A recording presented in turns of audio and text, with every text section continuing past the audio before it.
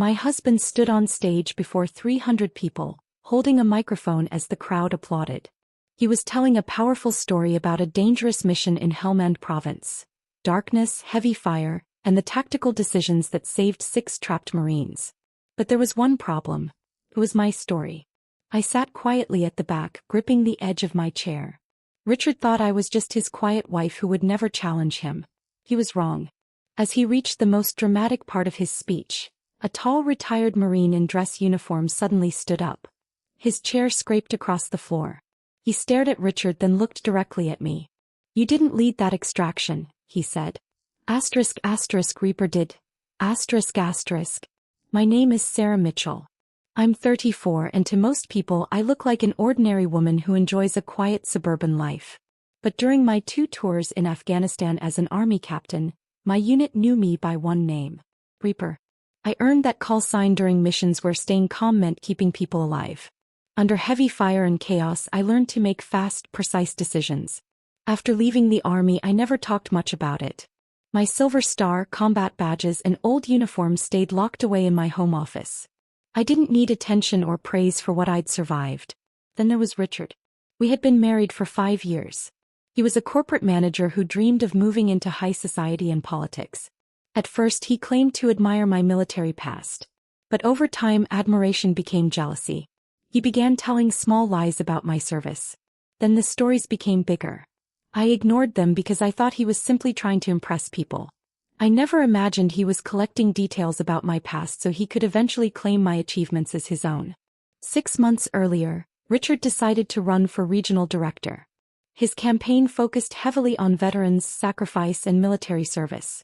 Since he had never served, he used my story to build his image. At first, he only called himself a proud military husband. Then his lies grew. At a major fundraising gala in downtown Sacramento, Richard stepped onto the stage in front of wealthy donors, politicians, and local reporters. I expected another speech about the economy. Instead, he began describing a dangerous 2017 mission in Sanjin. My heart sank. He described the darkness, the chaos, the attack, and the radio calls that helped rescue 6 soldiers. Every detail was mine. Then he made the biggest lie of all. Richard told the crowd he had led the mission. The room erupted in applause.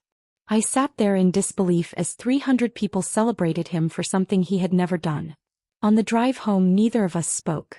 The moment we entered the garage, I confronted him. "How could you lie about that? That was my team. Those were my soldiers. You weren't even in the military." Richard calmly removed his jacket and gave me a smug smile. "Relax, Sarah. It's politics. People don't care about boring policies. They want a hero." I stared at him, barely able to control my anger. "You didn't just tell a story, Richard." I stepped closer. "You stole my life. You stole my Silver Star story and made it your own," I said.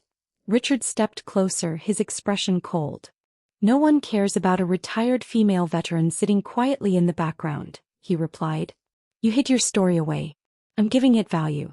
I'm building our future with it."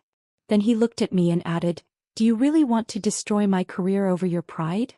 That was the moment I realized the man I married had no honor. He wasn't sorry. In fact, he casually told me he planned to tell the same story at the upcoming Veterans Day Gala, where military officers, politicians, and major donors would be present. He was going to steal my story again. This time I decided I wouldn't stop him. The Veterans Day Gala was held in a grand Hilton ballroom filled with more than 400 guests. Military officers, politicians, business leaders, and wealthy donors filled the room. Richard was scheduled to receive the Community Leadership Award. I wore a simple black evening dress. No uniform. No medals. No ribbons. Richard assumed my silence meant he had won. During the evening, he proudly introduced me as his supportive wife, believing he had successfully silenced me. After dinner, the master of ceremonies introduced Richard and praised his supposed military bravery. The crowd applauded as he walked onto the stage. Richard took the microphone and began speaking about leadership and service. Then, just as expected, he returned to his favorite story, the Sanjin mission. He described the darkness, the gunfire, and the decisions that supposedly saved his fellow soldiers. But then he went even further. He placed a hand over his heart and told the crowd that his fellow soldiers had given him the call sign Reaper. The room became silent. Richard smiled, enjoying every second of the attention. Then a chair suddenly scraped across the floor. A tall Marine in dress uniform stood near the front. It was Master Gunnery Sergeant Vance, a decorated veteran who had served in Sanjin in 2017. Richard's smile disappeared. "Is there a problem?" he asked nervously. Vance stared at him. "Yes," he said. "A very big problem." The entire room went quiet. "I was in Sanjin in 2017, Vance continued. "My squad was trapped under heavy fire.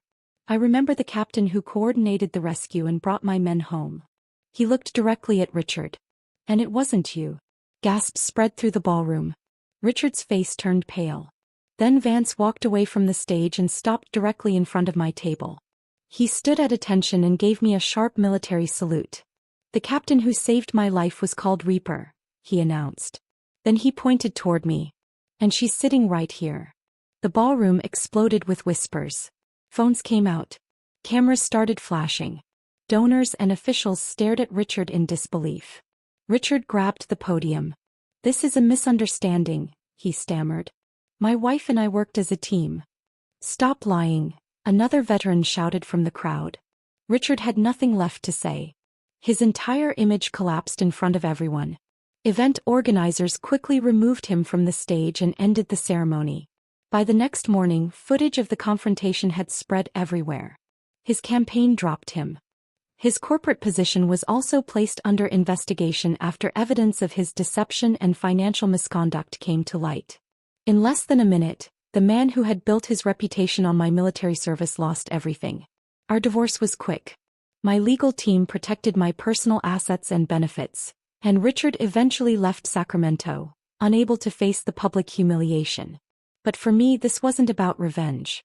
It was about taking my life back. Reconnecting with Sergeant Vance and my former unit brought back memories I had buried for years. This time those memories didn't hurt. They gave me closure. I realized I wasn't simply a quiet woman trying to avoid attention. I was a leader. I had served my country. I had brought my people home. 4 years, my medals and service records had remained locked inside an oak desk drawer. Now I opened it. I took out my silver star, my captain's bars, and my service records. Then I placed them proudly on the wall of my study. Not to impress anyone. Not to brag. But to remind myself that no one has the right to rewrite your history or steal your sacrifices. Honor cannot be bought. It cannot be borrowed. And it cannot be faked. I spent years staying silent to keep the peace. But I finally learned that real peace comes from standing firmly in your own truth. My name is Sarah Mitchell. I served my country. I led my team. And I am Captain Reaper.